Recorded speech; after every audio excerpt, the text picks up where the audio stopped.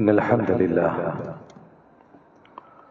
نحمده ونستعينه ونستغفره ونؤمن به ونتوكل عليه ونعوذ بالله من شرور أنفسنا ومن سيئات أعمالنا من يهده الله فلا مضل له ومن يضلل فلا هادي له وأشهد أن لا إله إلا الله وحده لا شريك له وأشهد أن محمدا عبده ورسوله أرسله بالهدى ودين الحق ليظهره على الدين كله ولو كره المشركون. اللهم صل على محمد وعلى آل محمد كما صليت على إبراهيم وعلى آل إبراهيم إنك حميد مجيد. اللهم بارك على محمد وعلى آل محمد كما باركت على إبراهيم وعلى آل إبراهيم إنك حميد مجيد. أما بعد فإن خير الكلام كلام الله وخير الحديث كتاب الله وخير الهدي هدي محمد صلى الله عليه وسلم وشر الأمور محدثاتها وكل محدثة بدعة وكل بدعة ضلالة وكل ضلالة في النار. أعوذ بالله من الشيطان الرجيم. بسم الله الرحمن الرحيم. يا أيها الذين آمنوا اتقوا الله حق تقاته ولا تموتن إلا وأنتم مسلمون. يا أيها الناس اتقوا ربكم الذي خلقكم من نفس واحدة وخلق منها زوجها وبث منهما رجالا كثيرا ونساء واتقوا الله الذي تساءلون به والأرحام إن الله كان عليكم رقيبا. يا أيها الذين آمنوا اتقوا الله وقولوا قولا سديدا يصلح لكم أعمالكم ويغفر لكم ذنوبكم ومن يطع الله ورسوله فقد فاز فوزا عظيما. اللهم رب اشرح لي صدري ويسر لي أمري واحلل عقدة من لساني يفقهوا قولي. ഏറ്റവും സ്നേഹധരണീയരായ സത്യവിശ്വാസികളെ, വിശ്വാസിനികളെ, അള്ളാഹുവിനെ സൂക്ഷിച്ച് പരമകാരുണികന്റെ വിധിവിലക്കുകൾ അനുസരിച്ച് ജീവിക്കണേ എന്ന് എന്നെയും നിങ്ങളെയും ഉണർത്തുകയാണ്, വസിയ്യത്ത് ചെയ്യുകയാണ്. റബ്ബ് സുബ്ഹാനഹു വ തആല ജീവിതത്തിൽ സംഭവിച്ചു പോയ പാപങ്ങളൊക്കെ പുറത്ത് നാം നിർവഹിക്കുന്ന നന്മകൾ പരിപൂർണമായും സ്വീകരിച്ച് ജന്നാത്തുൽ ഫിർദൗസിൽ നമ്മെ ഏവരെയും പ്രവേശിപ്പിച്ച് അനുഗ്രഹിക്കുമാറാകട്ടെ. പ്രിയപ്പെട്ട വിശ്വാസികളെ,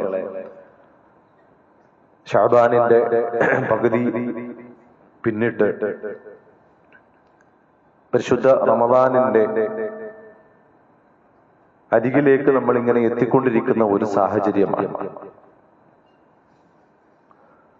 ഏതൊരു സൽക്കർമ്മത്തിലേക്ക് നമ്മൾ പ്രവേശിക്കുമ്പോഴും അതിനെക്കുറിച്ച് നന്നായി അറിഞ്ഞ് മനസ്സിലാക്കി ബോധ്യപ്പെട്ട് പ്രവേശിക്കുമ്പോൾ അത് പരിപൂർണമായി നമുക്ക് നിർവഹിക്കാൻ സാധിക്കും.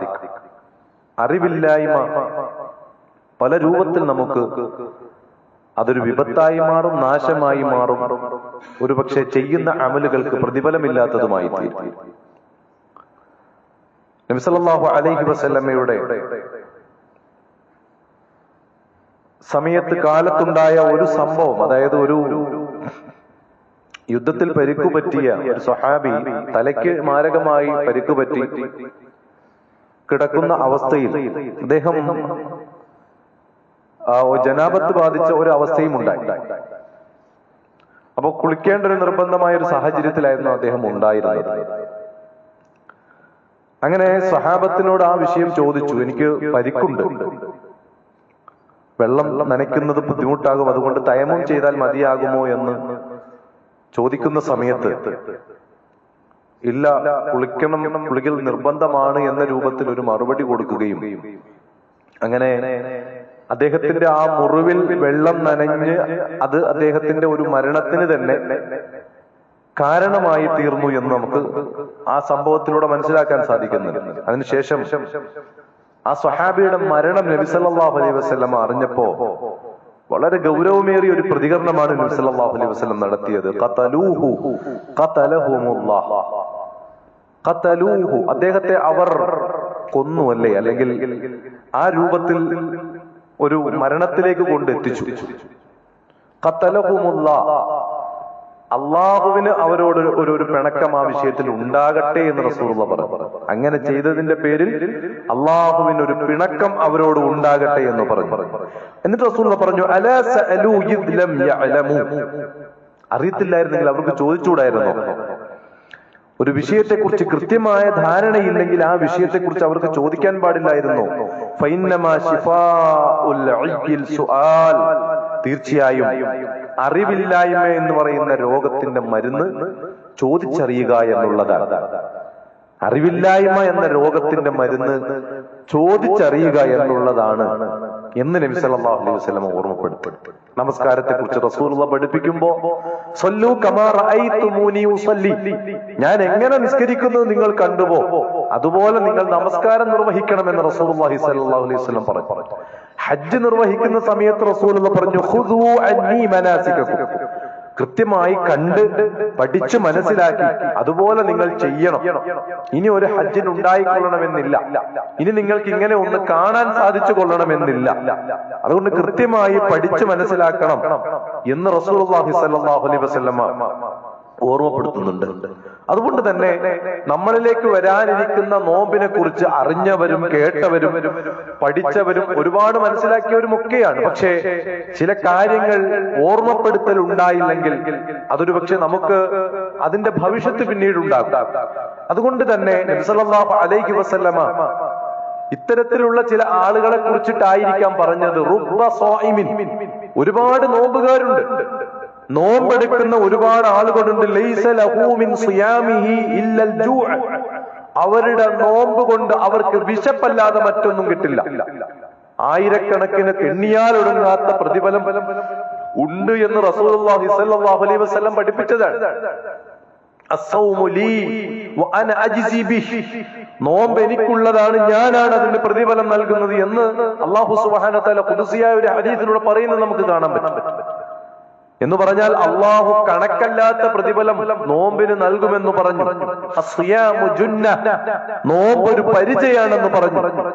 മറ്റുള്ള തിന്മകളിൽ നിന്നും വേണ്ടാത്തരങ്ങളിലേക്കൊക്കെ പോകാതെ മനസ്സിനെ പിടിച്ചു നിർത്തുന്ന ഒരു വലിയ പരിചയാണ് നോമ്പെന്ന് പറഞ്ഞു.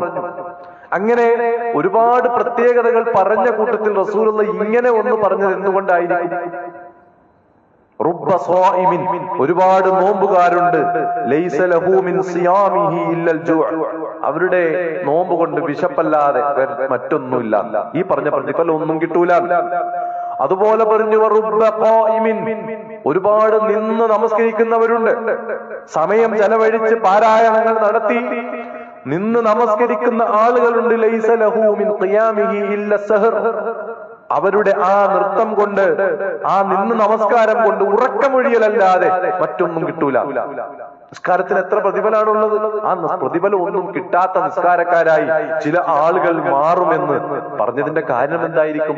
ശരിയായ പഠനം നടത്താതെ, ശരിയായി അറിയേണ്ട രൂപത്തിൽ അറിയാതെ, അതിന്റെ എല്ലാവിധത്തിലുമുള്ള വിധികളും വിലക്കുകളും മനസ്സിലാക്കാതെ നോമ്പുകാരനാണോ എന്ന് ചോദിച്ചാൽ നോമ്പുകാരനാണ്, നിസ്കാരക്കാരനാണോ എന്ന് ചോദിച്ചാൽ നിസ്കാരക്കാരനാണ്. പക്ഷെ അതിന്റെ ഷർത്തുകളും ഫർളുകളും അവിടെ സൂക്ഷിക്കേണ്ട കാര്യങ്ങളും ഒക്കെ കൃത്യമായി മനസ്സിലാക്കി നമ്മൾ ആ കർമ്മത്തിലേക്ക് പ്രവേശിക്കേണ്ടതുണ്ട് പ്രിയമുള്ളവരെ. അതുകൊണ്ട് ആ കാര്യങ്ങൾ മനസ്സിലാക്കണം. അപ്പൊ നോമ്പ് എന്ന് പറഞ്ഞാൽ നമുക്കറിയാം സൗം എന്ന വാക്കാണ് അറബിയിൽ അതിന് പ്രയോഗിച്ചത്. സൗം എന്ന വാക്ക് അതിന് ലുഗവിയായി ഭാഷാപരമായ ഒരു അർത്ഥമുണ്ട്, ശർഈയായ മറ്റൊരർത്ഥവുമുണ്ട്, മതപരമായ അതിന് പ്രയോഗിക്കുന്ന അർത്ഥവുമുണ്ട്. ലുഗവിയായി കൊണ്ട് അതിന് പറയുന്ന അർത്ഥം എന്ന് പറയുന്നത് തടഞ്ഞു നിർത്തുക, പിടിച്ചു വെക്കുക എന്നൊക്കെയാണ്. എന്തൊക്കെയോ ഒന്നിനെ തടഞ്ഞു വെക്കുക, പിടിച്ചു വെക്കുക എന്നുള്ളതാണ്. അവിടെ പിന്നെ നമുക്ക് ആ ഭാഷാപരമായി തന്നെ കാണാൻ സാധിക്കും. അൽ ഇംസാഖ് എന്നാണ് സൗമിന് പറഞ്ഞ അർത്ഥം. ഇംസാഖ്, പിടിച്ചു വെക്കുക എന്ന്. ഇപ്പോ പരിശുദ്ധ ഖുർആനിലെ പിന്നെ മറിയം അലൈഹിസ്സലാം ഈസാ നബി അലൈഹിസ്സലാമിനെ ഗർഭം ധരിച്ച് പ്രസവിച്ചതിനു ശേഷം അവിടെ ഉണ്ടായിരുന്ന ബനൂ ഇസ്രായേലിലായ ആളുകൾ ആക്ഷേപിക്കുകയാണ്, പിതാവില്ലാതെ ഒരു പുരുഷന്റെ സ്പർശനം ഇല്ലാതെ ജീവിച്ച നിനക്ക് എങ്ങനെ ഈ കുഞ്ഞുണ്ടായി എന്ന ഒരു ആക്ഷേപം അവിടെ ഉണ്ടായപ്പോ അവർ കൊടുക്കുന്ന ഒരു മറുപടിയുണ്ട്. ഇന്നി നദർതു ലിർറഹ്മാനി സൗമാ, ഇന്നി നദർതു ലിർറഹ്മാനി സൗമാ, ഞാൻ പരമകാരുണികന് വേണ്ടി ഇന്നൊരു നേർച്ച നേർന്നിരിക്കുകയാണ്, ഇന്ന് ഞാനൊരു വ്രതം നേർന്നിരിക്കുകയാണ്, ഒരു വ്രതം. അവിടെ സൗം എന്ന പദമാണ് പ്രയോഗിച്ചത്. ഫലൻ ഉക്കല്ലിമൽ യൗമ ഇൻസിയ, ഇന്നൊരു ഇൻസിനോട് ഞാൻ സംസാരിക്കൂല. ഫലം ഉക്കല്ലിമ, ഞാൻ സംസാരിക്കുകയില്ല. അൽ യൗമ ഇൻസിയ, ഇന്നൊരു മനുഷ്യനോടും ഞാൻ സംസാരിക്കുകയില്ല എന്നാണ്. അതിനെ വിശദീകരിച്ചുകൊണ്ട് കാണാൻ സാധിക്കും. അവിടെ വ്രതം അനുഷ്ഠിക്കുക എന്നാണ് പറഞ്ഞത്, പക്ഷേ അവിടുത്തെ വ്രതം എന്ന് പറയുന്നത് അന്നഹു ഇംസാഖു അനിൽ കലാം, സംസാരത്തെ പിടിച്ചു നിർത്തലാണ് മറിയം ബീവിയുടെ നോമ്പ്, അന്നത്തെ വ്രതം എന്ന് പറയുന്നത്. അവിടുത്തെ വ്രതം എന്താണ്? ഭക്ഷണപാനീയങ്ങൾ വെടിയലല്ല, അന്ന് ആരോടും സംസാരിക്കൂല എന്ന വ്രതമാണ്. അപ്പോ പിടിച്ചു വെക്കുക എന്നുള്ളതാണ്. അപ്പൊ റമദാനിൽ നമ്മൾ നടത്തുന്ന പിടിച്ചു വെക്കൽ എന്താണ്? പകലിൽ ആഹാര സാധനങ്ങൾ പിടിച്ചു വെക്കും. നമ്മൾ കഴിച്ചുകൊണ്ടിരുന്ന, നമ്മുടെ ചര്യയായിക്കൊണ്ടിരുന്ന ആ ആഹാരങ്ങൾ ഉപയോഗിക്കുക എന്നുള്ളതിന് നമ്മൾ പകലിൽ എന്ത് ചെയ്യുന്നു? പിടിച്ചു വെക്കുകയാണ് നമ്മൾ ചെയ്യുന്നത്. ഒന്ന്. അതുപോലെ തന്നെ നമ്മളുടെ ലൈംഗികമായ പ്രവർത്തനങ്ങൾ നമ്മൾ പിടിച്ചു വെക്കുകയാണ്. മറ്റുള്ള നോമ്പിനെ ബാധിക്കുമെന്ന് റസൂലുള്ളാഹി സ്വല്ലല്ലാഹു അലൈഹി വസല്ലം പറഞ്ഞതൊക്കെ നമ്മൾ എന്ത് ചെയ്യാണ്? പിടിച്ചു വെക്കുകയാണ്. അവിടെയാണ് സൗമിന് ശർഈയായ ഒരു അർത്ഥമുണ്ട്, നോമ്പിന് ശർഈയായ മതപരമായ ഒരു അർത്ഥമുണ്ട്. അതെന്താണ്? അത്തഅബ്ബുദു ലില്ലാഹി സുബ്ഹാനഹു വതആല, അല്ലാഹുവിനെ ആരാധിക്കലാണ് നോമ്പെന്ന് പറയുന്നത്. മതത്തിൽ നോമ്പെന്ന് പറഞ്ഞാൽ അതൊരു ഇബാദത്താണ്. എങ്ങനെ ആരാധിക്കലാണ്? ബിൽ ഇംസാകി അനിൽ അക്ൽ വശർബ്, പാനീയങ്ങളും ആഹാരങ്ങളും പിടിച്ചു വെച്ചുകൊണ്ടുള്ള ഒരു ആരാധന. വസായിരിൽ മുഫത്തിറാത്ത്, നോമ്പ് മുറിയാൻ കാരണമായി തീരുന്ന എല്ലാ പ്രവർത്തനങ്ങളെയും പിടിച്ചു വെച്ചുകൊണ്ടുള്ള ഒരു നോമ്പാണ് നമ്മൾ അനുഷ്ഠിക്കുന്നത്. മിൻ തുലൂഇൽ ഫജ്രി ഇലാ ഗുറൂബി ശംസ്, സൂര്യൻ ഉദിച്ചത് മുതൽ അത് അസ്തമിക്കുന്നത് വരെയുള്ള സമയത്ത് നമ്മൾ നടത്തുന്ന ഒരു പിടിച്ചുവെക്കലാണ് യഥാർത്ഥത്തിൽ നോമ്പ് എന്ന് പറയുന്നത്. അത്തരത്തിലുള്ള ഒരു നോമ്പിലേക്കാണ് പ്രിയമുള്ളവരെ നമ്മൾ പ്രവേശിക്കുന്നത്. ഇസ്ലാമിൽ ആദ്യം നിർബന്ധമാക്കിയ നോമ്പ് യഥാർത്ഥത്തിൽ റമദാനിലെ നോമ്പല്ല, ആശൂറയിലെ നോമ്പായിരുന്നു. മുഹറം 10 നോമ്പായിരുന്നു നിർബന്ധമാക്കിയ നോമ്പ്. അതിനുശേഷം അല്ലാഹു സുബ്ഹാനഹു വതആല ആ വിധിയെ ദുർബലമാക്കിയതിന് ശേഷം റമദാനിൽ നോമ്പ് നിർബന്ധമാക്കുക. ഈ റമദാനിൽ ആദ്യം നിർബന്ധമാക്കുമ്പോൾ യഥാർത്ഥത്തിൽ പരിപൂർണമായും നിർബന്ധമല്ലായിരുന്നു, ഒരു ഓപ്ഷൻ ഉണ്ടായിരുന്നു, ചോയ്സ് ഉണ്ടായിരുന്നു. ഒന്നുകിൽ നോമ്പെടുക്കാം, അതല്ലെങ്കിൽ നോമ്പെടുക്കാത്ത ആളുകൾക്ക് എന്ത് ചെയ്യും? ഭക്ഷണം ദാനം ചെയ്തിട്ട് എന്ത് ചെയ്യാം? നോമ്പ് ഒഴിവാക്കാമായിരുന്നു. 2 ഓപ്ഷൻ ഉണ്ടായിരുന്നു ആദ്യ കാലങ്ങളിൽ. അതിനുശേഷം പരിശുദ്ധ ഖുർആൻ അല്ലാഹു സുബ്ഹാനഹു വ തആല സൂറത്തുൽ ബഖറയിലെ ആയത്തിറക്കി. ശഹ്റു റമദാൻ അല്ലദീ ഉൻസില ഫീഹിൽ ഖുർആൻ ഹുദൽ ലിന്നാസി വബയ്യിനാത്തിൻ മിനൽ ഹുദാ വൽ ഖുർആൻ ഫമൻ ശഹിദ മിൻകുമുശ് ശഹ്ർ ഫൽയസും. ഈ ആയത്തിറങ്ങി. അല്ലാഹു സുബ്ഹാനഹു വ തആല പരിശുദ്ധ ഖുർആൻ അവതീർണമാക്കിയ മാസമാണ് റമദാൻ. സന്മാർഗമായിക്കൊണ്ട്, മാർഗദർശനമായിക്കൊണ്ട്, സുവ്യക്തമായ തെളിവുകളുമായിക്കൊണ്ട് അല്ലാഹു സുബ്ഹാനഹു വ തആല പരിശുദ്ധ ഖുർആൻ അവതീർണമാക്കിയ മാസമാണ് റമദാൻ. ഫമൻ ശഹിദ മിൻകുമുശ് ശഹ്ർ ഫൽയസും. ആരെങ്കിലും ആ മാസത്തിൽ സന്നിഹിതനാവുന്നുണ്ടെങ്കിൽ അവൻ നോമ്പെടുത്തുകൊള്ളട്ടെ എന്ന ആയത്തിറങ്ങിയതിനു ശേഷം മുമ്പുണ്ടായിരുന്ന നിയമത്തെ അള്ളാഹു ഉയർത്തി. ആ നിയമത്തെ അല്ലാഹു സുബ്ഹാനഹു വ തആല ദുർബലപ്പെടുത്തുകയും ചെയ്തു. ഇതാണ് നമുക്ക് കാണാൻ സാധിക്കുന്നത്. അതിനുശേഷം നോമ്പ് നിർബന്ധമായി മാറി. ആർക്കൊക്കെയാണ് ഇത് നിർബന്ധമായി മാറുന്നത്? നോമ്പ് നിർബന്ധമായി മാറുന്ന ആളുകൾ 6 കാര്യങ്ങൾ അവരിലുണ്ടാകണം. ഒന്നവൻ മുസ്ലിം ആയിരിക്കണം. 2 പ്രായപൂർത്തിയുള്ളവനാണ് നോമ്പ് നിർബന്ധമുള്ളവർ. പ്രായപൂർത്തിയായവർക്കാണ് നോമ്പ് നിർബന്ധമായിട്ടുള്ളവർ. മറ്റവർക്ക് അനുഷ്ഠിക്കാം. അതുപോലെ തന്നെ ബുദ്ധിയുള്ളവരാകണം. ബുദ്ധിയുള്ളവർക്ക് നോമ്പ് നിർബന്ധമാണ്. മുസ്ലിമായ പ്രായപൂർത്തിയായ ബുദ്ധിയുള്ള ആളുകൾക്ക് നോമ്പ് നിർബന്ധമാണ്. പിന്നെ യാത്രയിൽ അല്ലാത്തവർക്ക് നോമ്പ് നിർബന്ധമാണ്. യാത്രക്കാർക്ക് നോമ്പ് നിർബന്ധമാണെന്ന് പറയാൻ പറ്റൂല. അതവര് പിന്നീട് എന്ത് ചെയ്യാം? അവർക്ക് സൗകര്യം പോലെ പിടിച്ചു വീട്ടാം. യാത്രയിലായിരിക്കെ അവന് നോമ്പ് നിർബന്ധമല്ല. അതുപോലെ തന്നെ ആരോഗ്യമുള്ളവർക്കാണ് നോമ്പ് നിർബന്ധം. രോഗിയായി കിടക്കുന്ന, റമളാനിൽ ഒരാൾ രോഗിയായി കിടക്കുന്ന അവസ്ഥയാണെങ്കിൽ അയാൾക്ക് ഇളവുണ്ട്. അദ്ദേഹം ഷിഫയായി മാറുന്ന സമയത്ത് അദ്ദേഹം പിടിച്ചു വീട്ടിയാൽ മതി. ആ സമയത്ത് നോമ്പ് നോൽക്കൽ നിർബന്ധമല്ല, രോഗിയായിരിക്കുന്ന അവസ്ഥയാണെങ്കിൽ. പിന്നെ സ്ത്രീകളെ സംബന്ധിച്ച് പറഞ്ഞ ഒരു കാര്യമാണ്, ഹൈള് നിഫാസ് പോലെയുള്ള ആർത്തവ പ്രസവ രക്തങ്ങൾ ഇല്ലാത്ത അവസ്ഥയിലായിരിക്കണം അവരുണ്ടായിരിക്കണം. അവർക്ക് നോമ്പ് നിർബന്ധമാണ്. ആ ഒരു അവസ്ഥ ഇല്ലാത്തവർക്ക് നോമ്പ് നിർബന്ധമാണ്. അതിൽ നിന്നും അവർ ശുദ്ധിയായിരിക്കണം എന്നുള്ളതാണ്. ഇത്രയും ചേർന്ന് വന്നാൽ ഒരാൾക്ക് നോമ്പ് നിർബന്ധമായി എന്നാണ് ഇസ്ലാം നമുക്ക് പഠിപ്പിച്ചു തരുന്നത്. ഇനി ഈ നോമ്പ് തുടങ്ങുന്നത് എപ്പോഴാണ്? നോമ്പ് ആരംഭിക്കുന്നതിനെ സംബന്ധിച്ച് നമുക്കൊക്കെ അറിയാം, ചന്ദ്രപ്പിറവി അനുസരിച്ചാണ്. ചന്ദ്രന്റെ പിറവി അനുസരിച്ചാണ്, മാസപ്പിറവി അനുസരിച്ചാണ് എന്ത് ചെയ്യുന്നത്? നമ്മൾ നോമ്പ് അനുഷ്ഠിക്കുന്നത്. അത് 2 രൂപത്തിലാണ്. ഒന്ന് റുഅയത്തുൽ ഹിലാൽ റമളാൻ. വളരെ വിശ്വസ്തനായ ഒരു വ്യക്തി റമളാനിന്റെ മാസപ്പിറവി ചന്ദ്രക്കല കണ്ടു കഴിഞ്ഞാൽ, അതവൻ ബോധ്യപ്പെട്ട് കഴിഞ്ഞാൽ അത് സ്വീകാര്യയോഗ്യമായി മാറും. അങ്ങനെ നമ്മൾ മാസം തീരുമാനിക്കും. അതല്ല, അവിടെ ചക്രവാളം അറിയപ്പെട്ടു, ചന്ദ്രനെ കാണാൻ പറ്റാത്ത ഒരു അവസ്ഥയാണെങ്കിൽ നമ്മൾ എന്ത് ചെയ്യണം? 30 ദിവസം പൂർത്തിയാക്കി, ശഅബാൻ 30 പൂർത്തിയാക്കി റമളാനിലേക്ക് നമ്മൾ പ്രവേശിക്കുകയാണ് ചെയ്യുന്നത്. മാസം കാണുക എന്നുള്ളത്, കാണാൻ ശ്രമിക്കുക എന്നുള്ളതും റസൂലുള്ളാഹി സ്വല്ലല്ലാഹു അലൈഹി വസല്ലം പഠിപ്പിച്ച ചര്യയാണ്. ഇപ്പൊ ചില ആളുകൾ അങ്ങനെ ഒന്നും നോക്കാറേ ഇല്ല. ശാസ്ത്രം വിശാലമായി സൗകര്യങ്ങളായി എന്നുള്ളത് കൊണ്ട് അവിടെ നോക്കേണ്ടതില്ല, കൃത്യമായും നേരത്തെ തന്നെ അതെല്ലാം കൃത്യമായിട്ടുള്ള രൂപത്തിൽ തന്നെ നടക്കും എന്നതുകൊണ്ട് പ്രവാചകന്റെ ഒരു ചര്യ ഒഴിവാക്കാൻ നമുക്ക് നിർവാഹമില്ല. അത് നോക്കുക തന്നെ വേണം. റസൂലുള്ളാഹി സ്വല്ലല്ലാഹു അലൈഹി വസല്ലം പറഞ്ഞു, ലാ തസൂമു ഹത്താ തറൗൽ ഹിലാൽ. ഹിലാൽ കാണാതെ നിങ്ങൾ എന്ത് ചെയ്യരുത്? നോമ്പ് അനുഷ്ഠിക്കരുത്. വലാ തുഫ്തിറു ഹത്താ തറൗൽ ഹിലാൽ. ഹിലാൽ കാണാതെ നിങ്ങൾ അത് അവസാനിപ്പിക്കുകയും ചെയ്യരുത്. വഇൻ ഗബിയ അലൈക്കും ഫഅദ്ദു 30. ഇനി നിങ്ങൾക്ക് കാണാൻ പറ്റാത്ത ഒരു അവസ്ഥയാണ്, ചന്ദ്രനെ കാണാൻ പറ്റാത്ത ഒരു അവസ്ഥയാണ് വന്നതെങ്കിൽ നിങ്ങൾ കണക്ക് കൂട്ടി 30 പൂർത്തിയാക്കി നിങ്ങൾ അടുത്തതിലേക്ക് പ്രവേശിക്കുക എന്ന് നബി സല്ലല്ലാഹു അലൈഹി വസല്ലം പഠിപ്പിച്ചു തന്നിരിക്കുകയാണ്. ഇനി സംശയ ദിവസത്തേക്കുള്ള നോമ്പ് പറഞ്ഞു, എന്ത്? ഈ പറയുന്ന സംശയ ദിവസമായി മാറുന്ന സമയത്ത് എന്ത് ചെയ്യാൻ പാടില്ല? നമ്മൾ നോമ്പ് നോൽക്കാൻ പാടില്ല. മൻ സാമൽ യൗമല്ലദീ യുശക്കു ഫീഹി ഫഖദ് അസാ അബൽ ഖാസിം. സംശയത്തിന്റെ ദിവസം 29ന്റെ ആ ഒരു സന്ദർഭത്തില്, അല്ലെങ്കിൽ ആ ഒരു സംശയം ഉണ്ടാകാൻ സാധ്യതയുള്ള ആ അവസാന സമയത്ത്, ആ സമയത്ത് എന്ത് ചെയ്യാൻ പാടില്ല? നോമ്പെടുക്കാൻ പാടില്ല. അങ്ങനെ നോമ്പ് നോറ്റവർ അബുൽ ഖാസിമിന് നബി സല്ലല്ലാഹു അലൈഹി വസല്ലമയ്ക്ക് എതിര് പ്രവർത്തിച്ചു എന്ന് നബി സല്ലല്ലാഹു അലൈഹി വസല്ലം ഓർമ്മപ്പെടുത്തുന്നത് നമുക്ക് കാണാൻ സാധിക്കും. അതുപോലെ തന്നെ മാസപ്പിറവി കാണുമ്പോൾ നബി സല്ലല്ലാഹു അലൈഹി വസല്ലം ഒരു പ്രാർത്ഥന നമുക്ക് പഠിപ്പിച്ചു തന്നിട്ടുണ്ട്. നമ്മൾ എത്ര പേര് അങ്ങനെ പ്രാർത്ഥന ചൊല്ലാറുണ്ട്? മാസപ്പിറവി ദൃശ്യമാകുമ്പോ നബി സല്ലല്ലാഹു അലൈഹി വസല്ലം പഠിപ്പിക്കുന്നുണ്ട്, അല്ലാഹുമ്മ അഹില്ലഹു അലൈനാ ബിൽ അംനി വൽ ഈമാൻ. അങ്ങനെ വസ്സലാമത്തി വൽ ഇസ്ലാം വത്തൗഫീഖ് ലിമാ യുഹിബ്ബു റബ്ബനാ വയർദാ.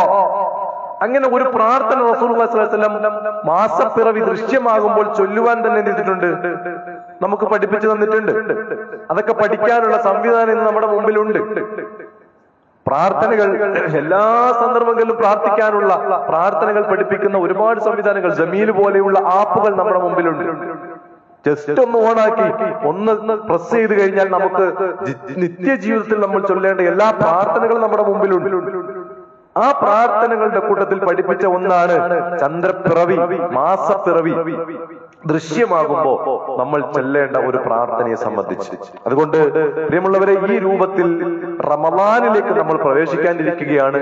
വളരെ കുറഞ്ഞ ദിവസങ്ങൾ കൂടി കഴിയുമ്പോൾ നമ്മൾ റമദാനിലേക്ക് പ്രവേശിക്കും.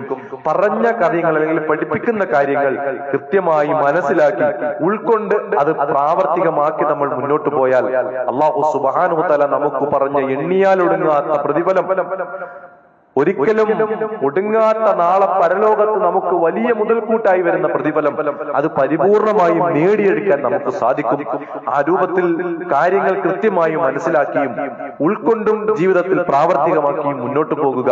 റബ്ബ് സുബ്ഹാനഹു വ തആല വരാനിരിക്കുന്ന റമദാനിലേക്ക് ആരോഗ്യത്തോടെ ആഫിയത്തോടെ പ്രവേശിക്കാനും പരിപൂർണമായും അള്ളാഹു നിശ്ചയിച്ചിട്ടുള്ള കർമ്മങ്ങൾ, നോമ്പും ഖുർആൻ പാരായണങ്ങളും നമസ്കാരവും മറ്റ് സൽക്കർമ്മങ്ങളൊക്കെ പരിപൂർണമായും നിർവഹിക്കുവാനും അതിൽ അള്ളാഹു നിശ്ചയിച്ചിട്ടുള്ള പൂർണ്ണമായ പ്രതിഫലം നേടിയെടുക്കാനും അവൻ നമുക്ക് തൗഫീഖ് പ്രദാനം ചെയ്യുമാറാകട്ടെ.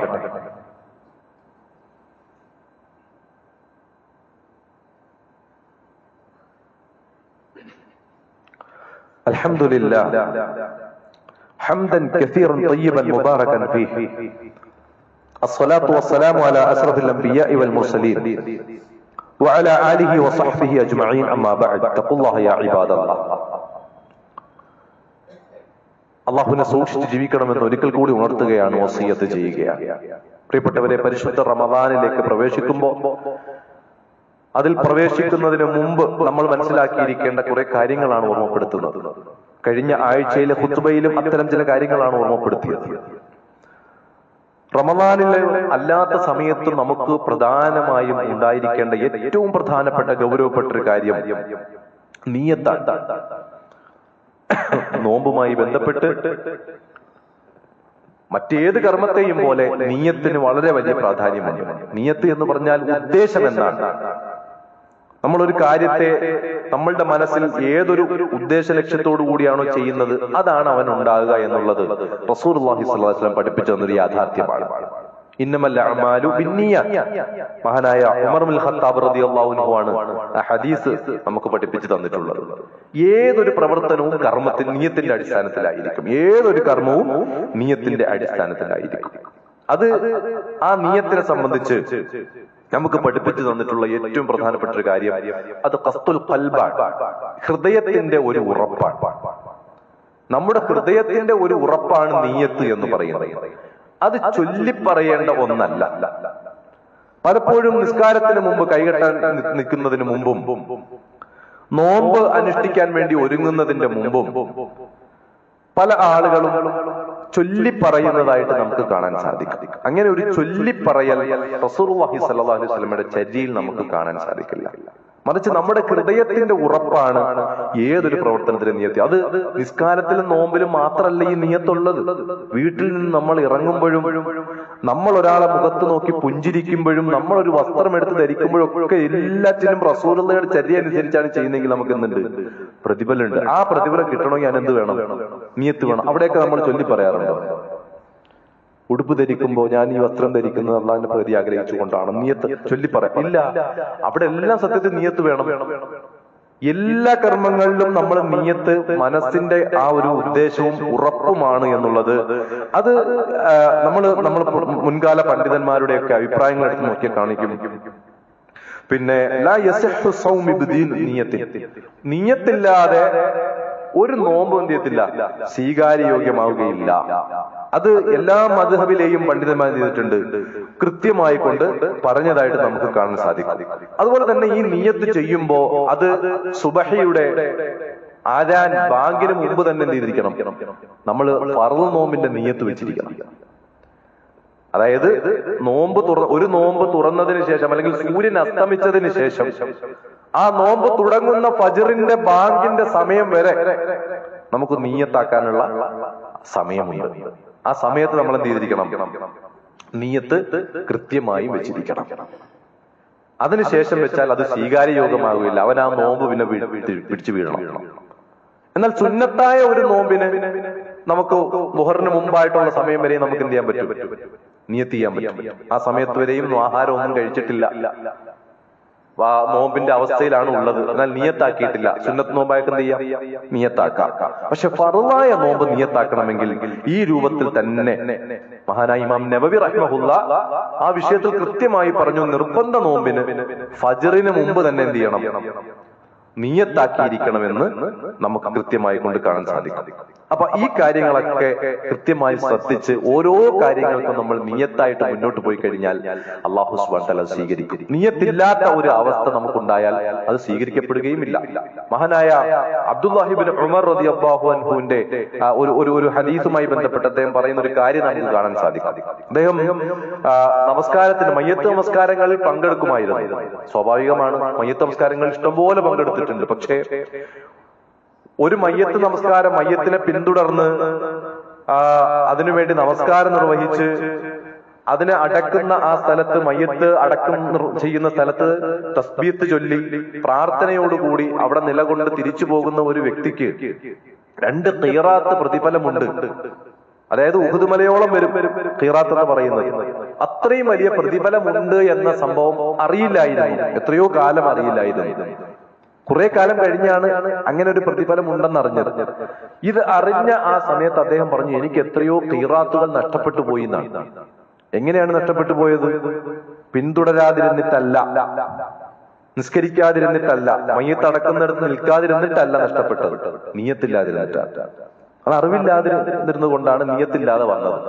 അപ്പൊ ഒരു കാര്യം അറിയുകയും ആ അറിഞ്ഞ കാര്യം അത് പ്രതിഫലമായി നമ്മൾ ആഗ്രഹിക്കുകയും ആഗ്രഹിച്ചുകൊണ്ട് നമ്മൾ ചെയ്യുകയും ചെയ്യുമ്പോഴാണ് ചെയ്യുന്നത് പൂർണ്ണമായ പ്രതിഫലമായി അത് മാറുന്നത്.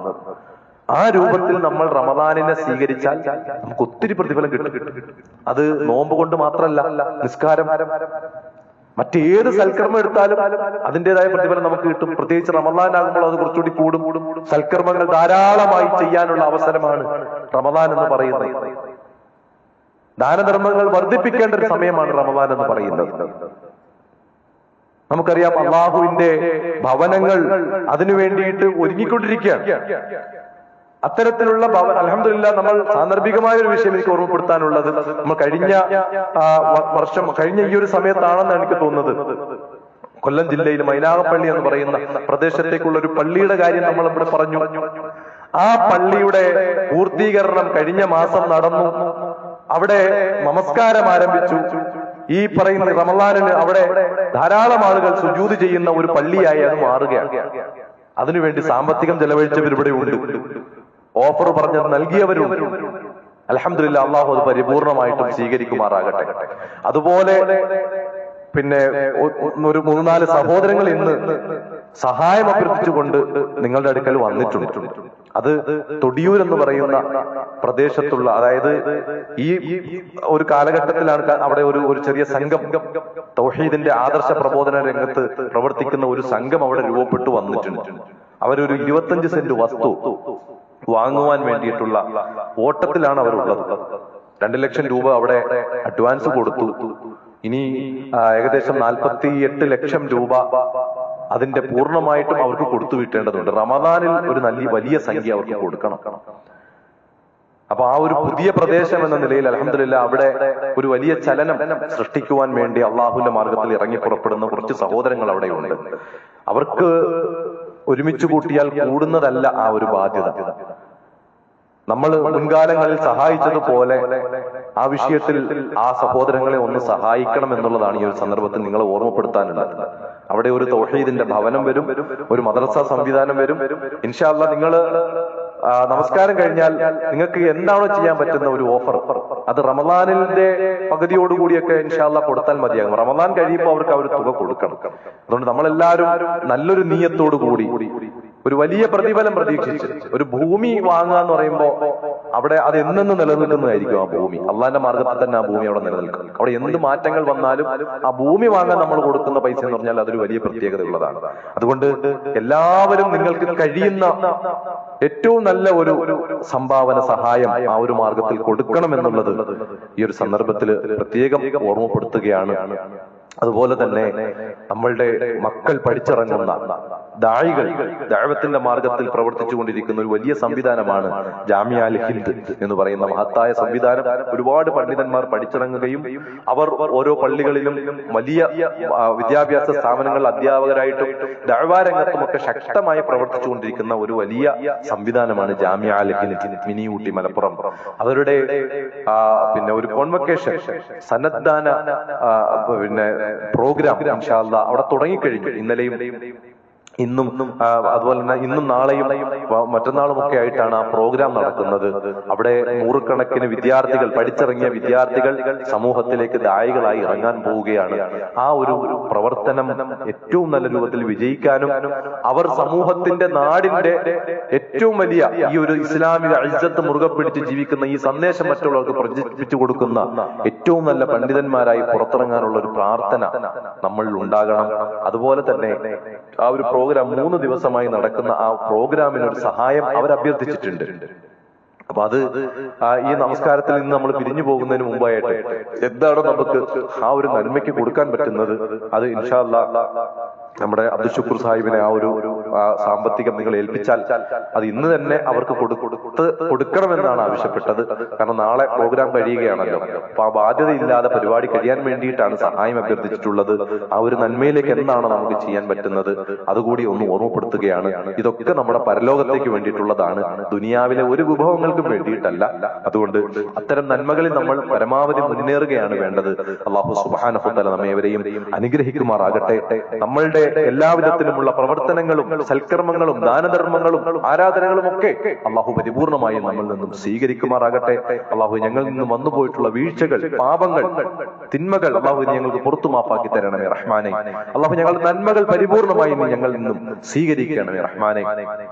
അല്ലാഹുവേ, ഞങ്ങളുടെ കുടുംബങ്ങൾ, ഞങ്ങളുടെ ഇണകളിൽ, ഞങ്ങളുടെ ഉപജീവന മാർഗങ്ങളിൽ, ഞങ്ങളുടെ മക്കളിൽ നീ എല്ലാവിധത്തിലുമുള്ള ബർക്കത്ത് ചൊരിയണേ അല്ലാഹ്. അല്ലാഹുവേ, ഞങ്ങളുടെ കുടുംബത്തിൽ, ഞങ്ങളുടെ പരിചയത്തിലൊക്കെയുള്ള ഒരുപാട് ആളുകൾ രോഗികളായി കിടക്കുന്നവരുണ്ട്. അവരുടെയൊക്കെ രോഗങ്ങൾ നീ ശിഫിയാക്കി കൊടുക്കണേ റഹ്മാനെ. അല്ലാഹു മരണപ്പെട്ടു പോയവരുടെ ഖബറിടം വിശാലമാക്കുകയും അവരെയും ഞങ്ങളെയും ജന്നാത്തുൽ ഫിർദൗസിൽ നീ ഒരുമിച്ച് കൂട്ടുകയും ചെയ്യണമേ റഹ്മാനെ.